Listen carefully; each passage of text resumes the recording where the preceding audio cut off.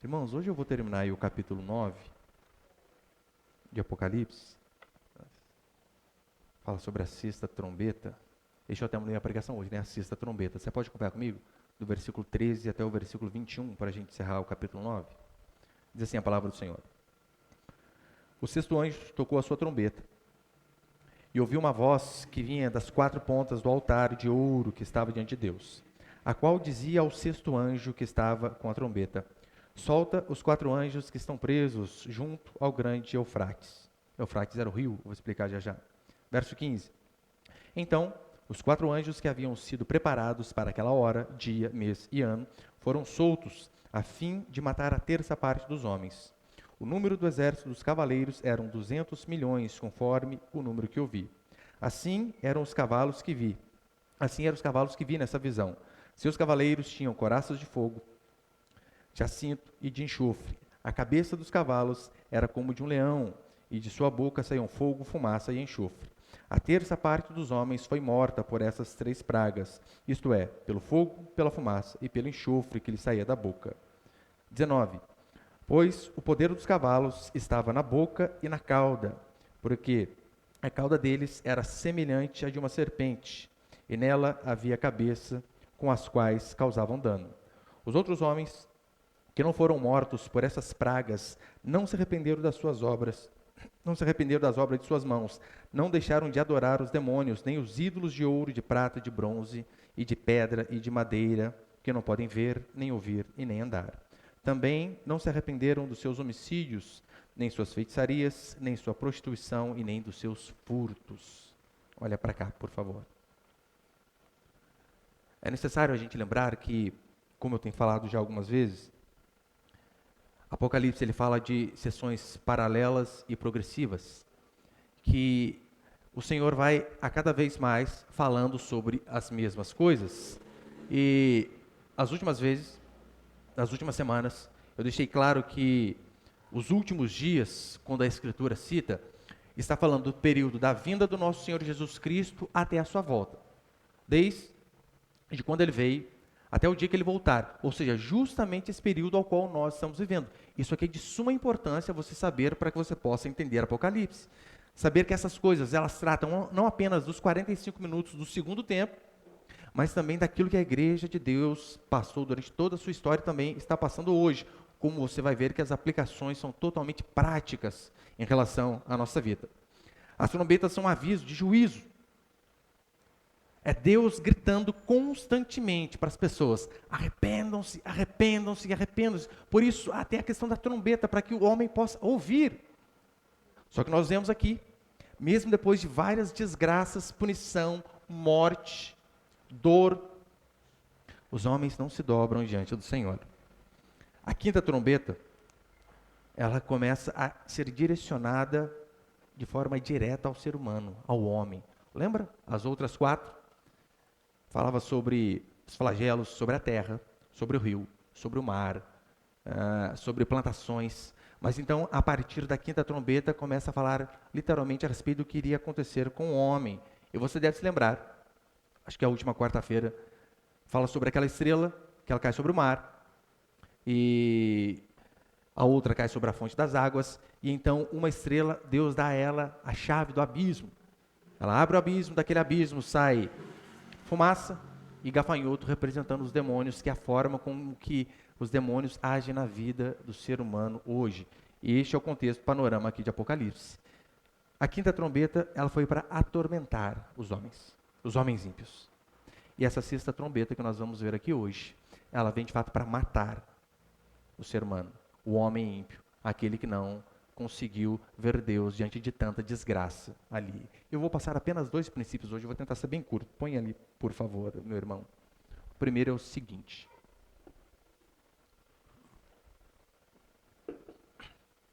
Primeiro princípio, Deus é o agente da punição dos homens. Sim, toda desgraça, toda punição, tudo aquilo que o ser humano sofre por conta do pecado, ele não sofre porque o diabo fez aquilo na vida dele. Todas as coisas passam pelo controle do Senhor. Inclusive a punição, o castigo e a condenação do ser humano. A sexta trombeta aqui, o castigo vai se intensificando a cada dia mais sobre o homem. E ainda assim, a Escritura diz que o homem não dá ouvidos a Deus.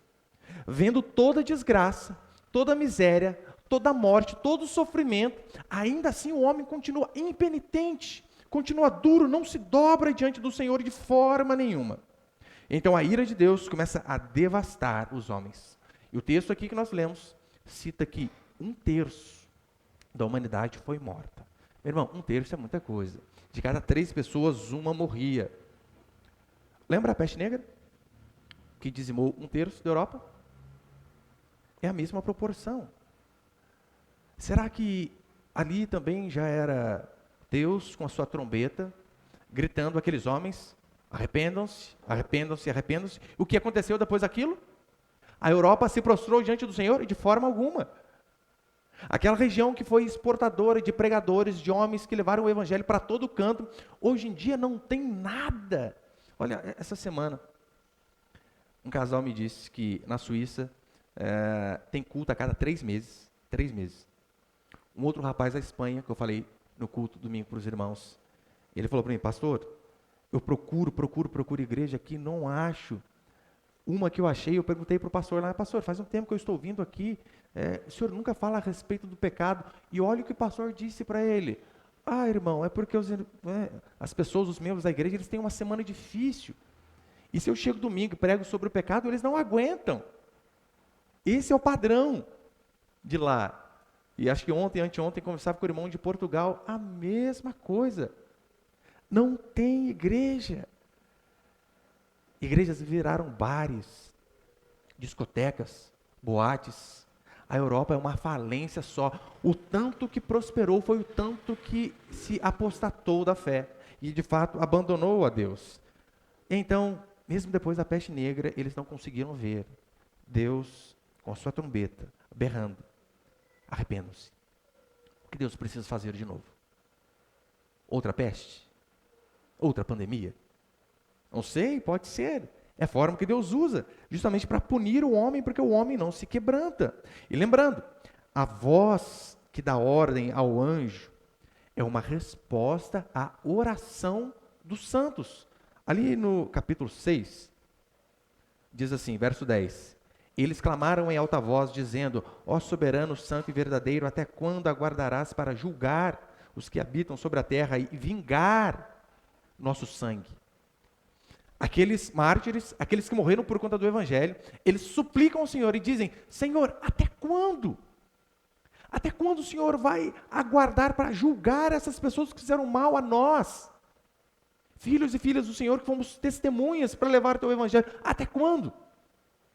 E então, a resposta deste clamor, destes homens, nós vemos aqui Deus agindo de forma totalmente brutal com os homens que não se arrependeram de seus pecados.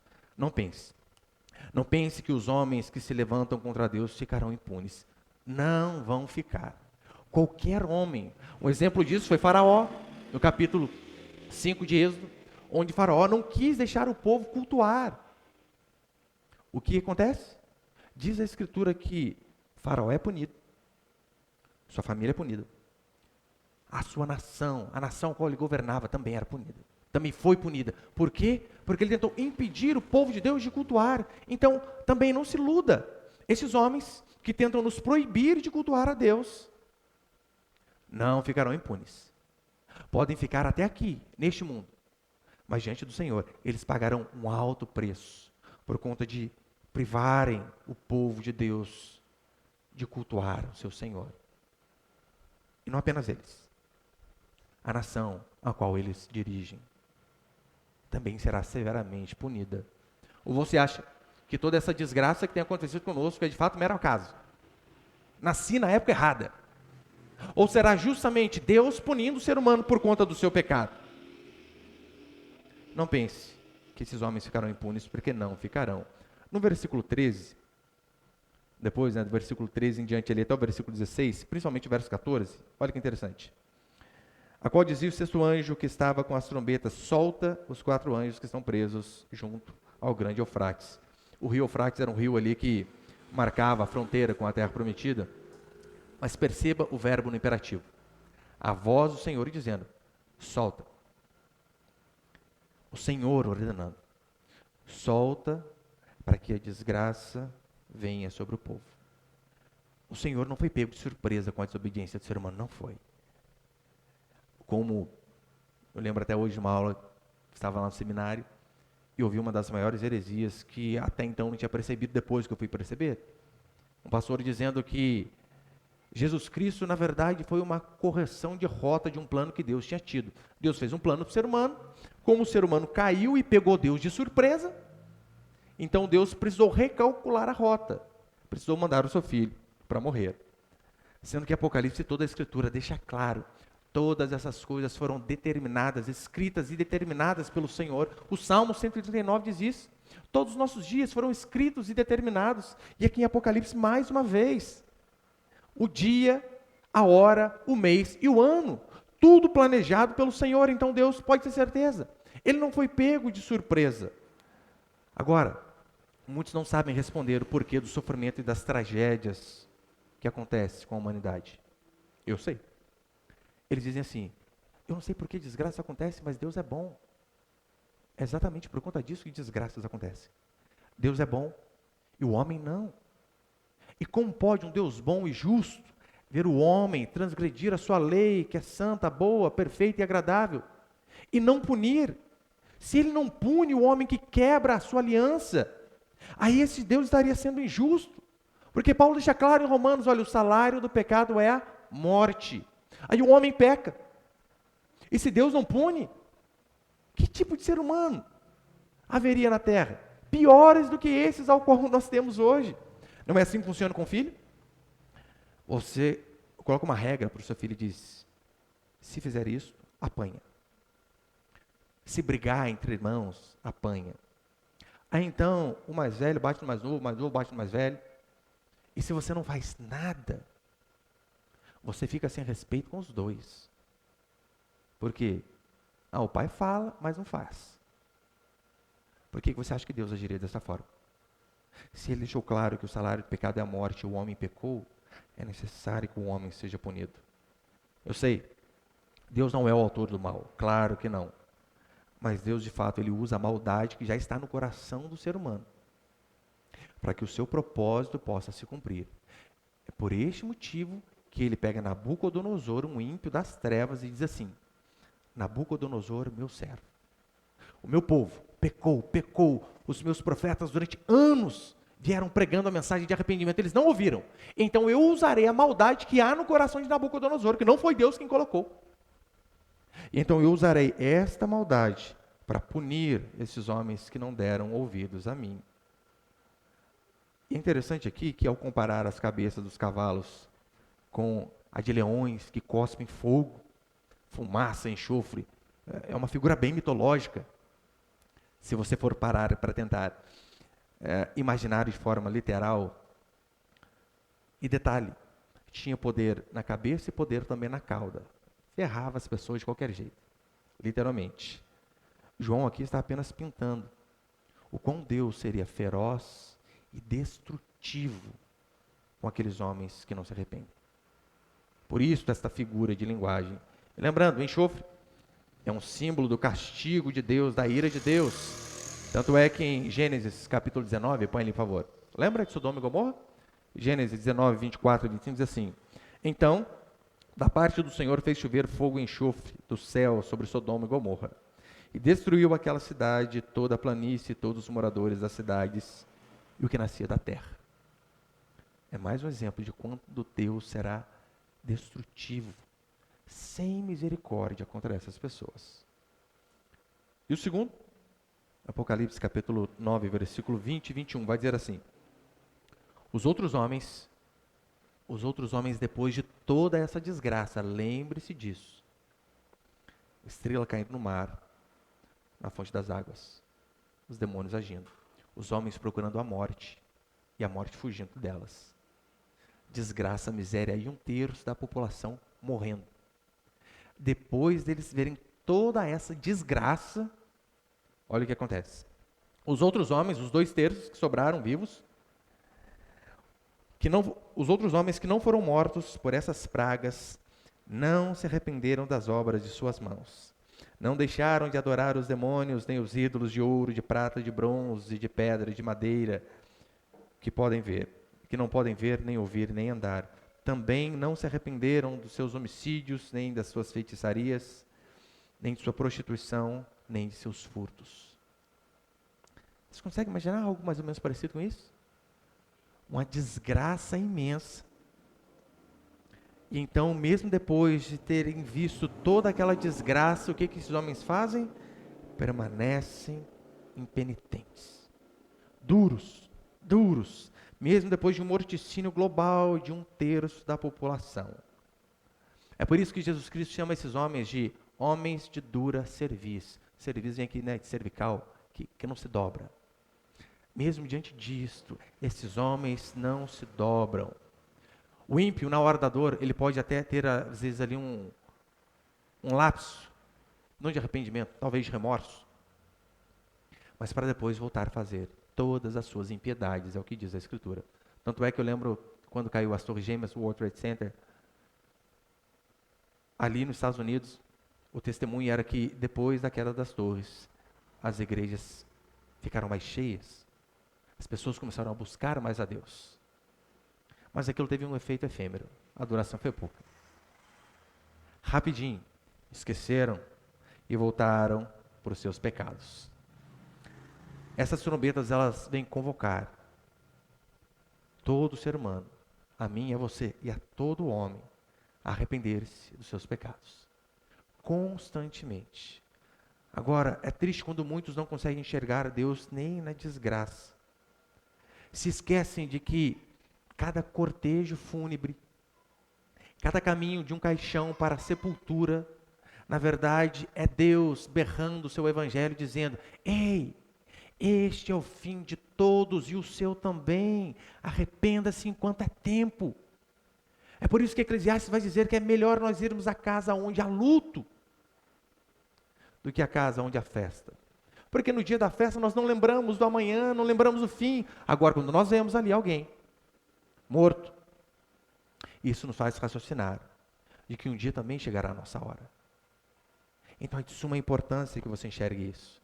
E convenhamos, segundo a grande mídia, 4.000 mortes por dia o Brasil está tendo por conta deste vírus. Não estou dizendo que eu acredito nessa mídia. 4.000. Você não consegue ver? A trombeta de Deus berrando grandemente. Arrependei-vos enquanto é tempo. Como assim? O ser humano ainda não enxerga. Agora, é impressionante como o homem, ele gosta de citar essas tragédias para mostrar que Deus não existe. Ou se existe, que fez o mundo e largou.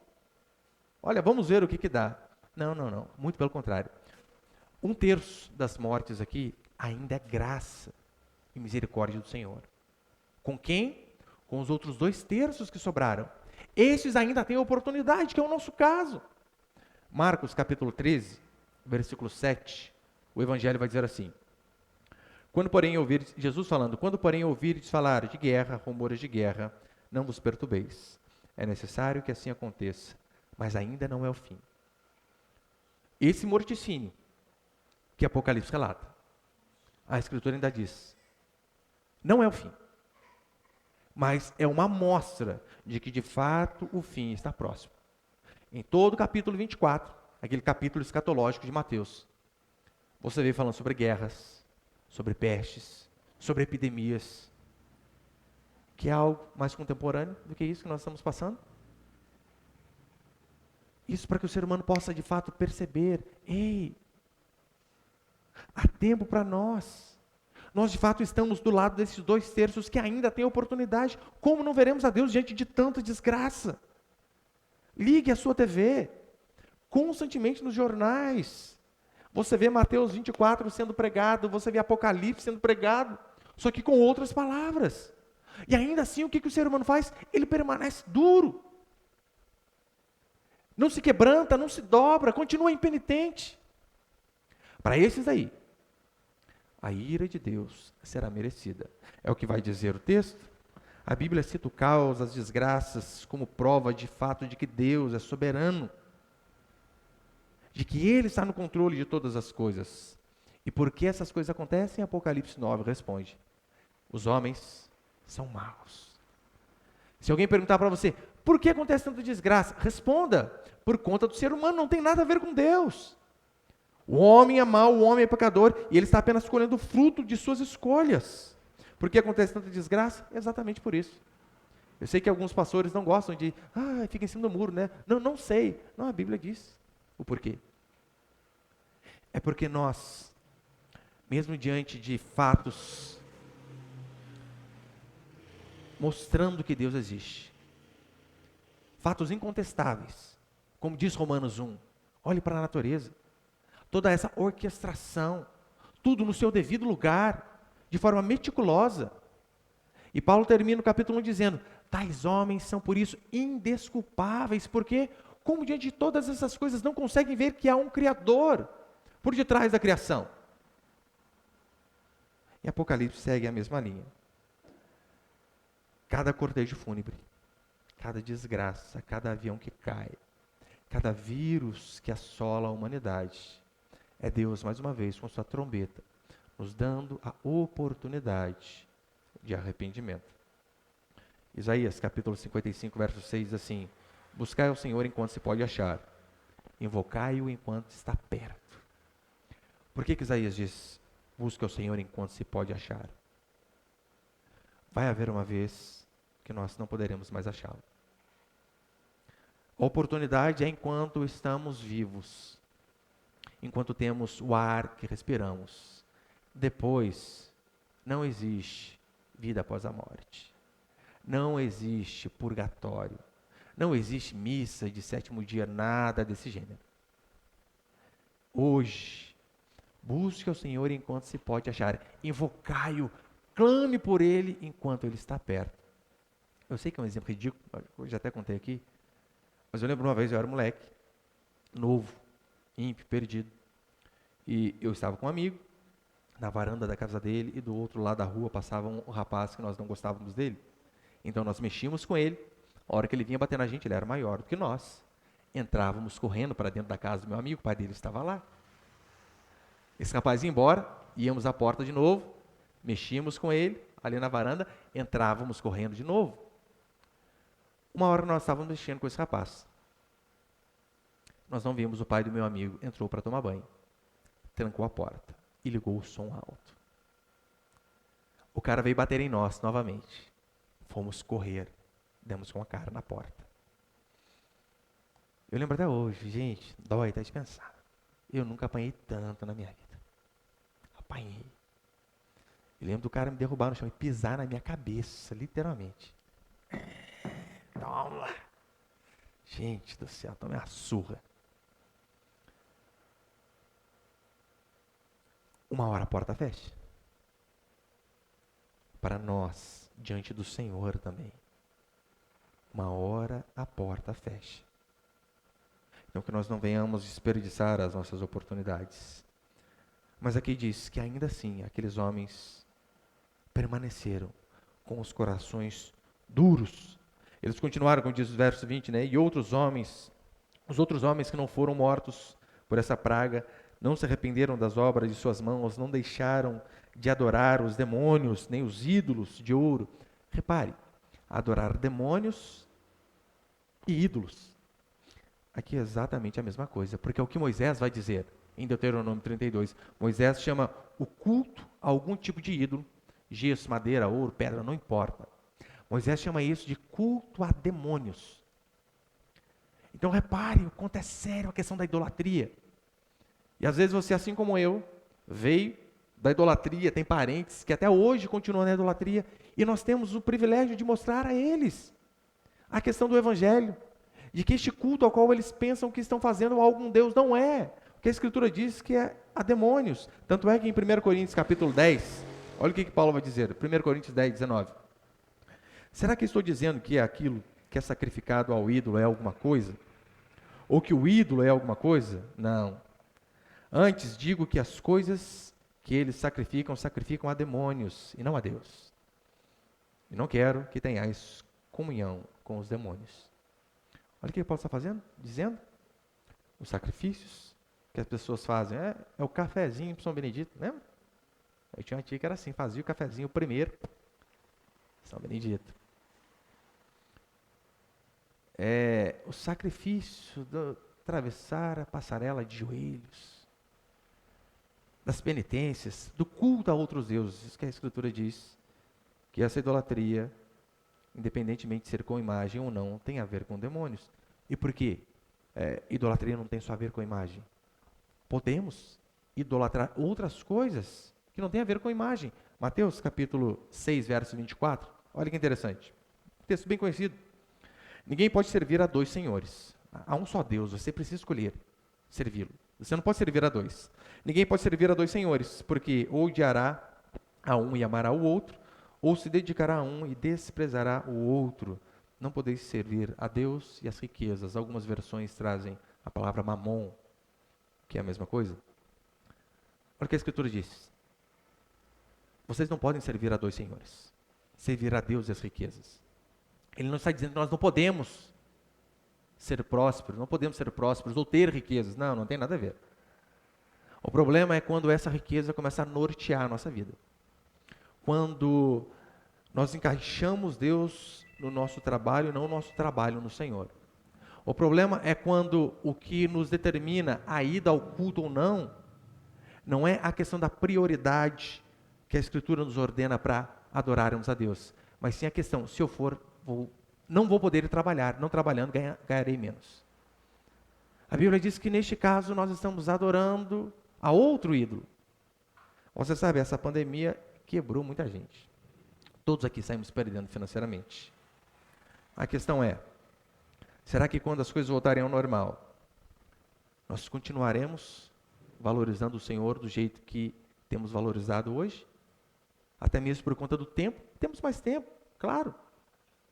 Diminuiu o trabalho, então você tem mais tempo para buscar Deus. E quando os trabalhos voltarem ali, a todo vapor? Se nós não focarmos no Senhor, porque a Escritura diz que também estaremos oferecendo sacrifício a demônios, porque estamos adorando ao Deus chamado Mamon, riquezas. Portanto, aquele que não se arrepende dos seus pecados, mesmo diante de tantas oportunidades, repare na sua vida, quantas oportunidades você teve de tomar uma decisão, se posicionar em favor daquilo que é correto, de se render ao Evangelho.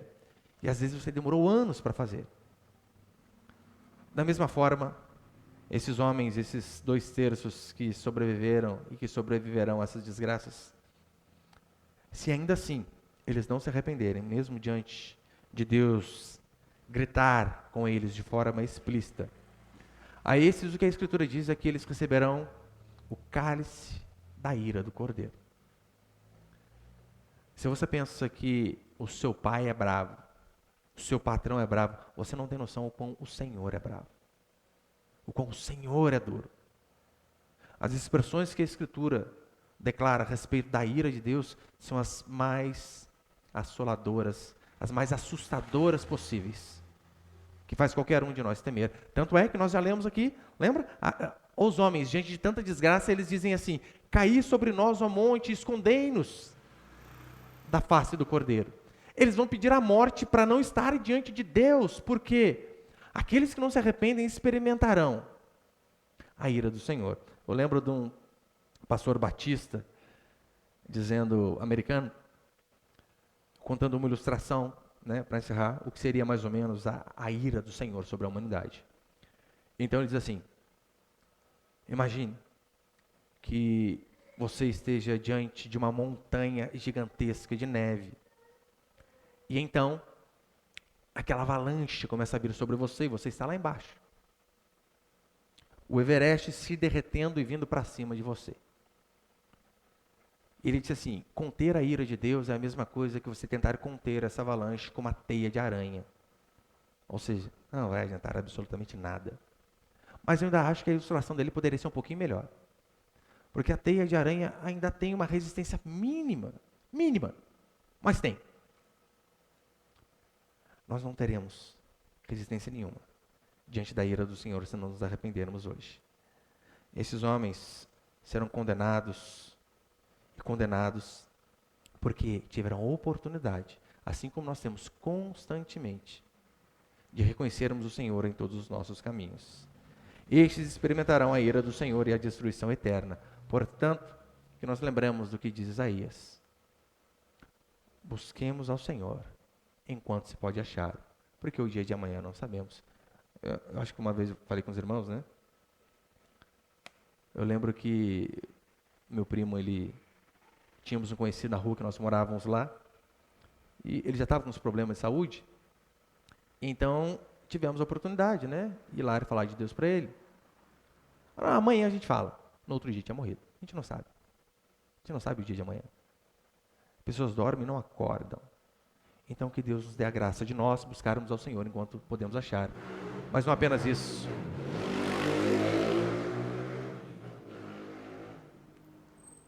Mas não apenas isso. De sermos instrumentos nas mãos de Deus, para que outras pessoas também vejam que o nosso Deus, Ele é justo, santo, e que essas pessoas também venham se arrepender de seus pecados. Amém, meus queridos?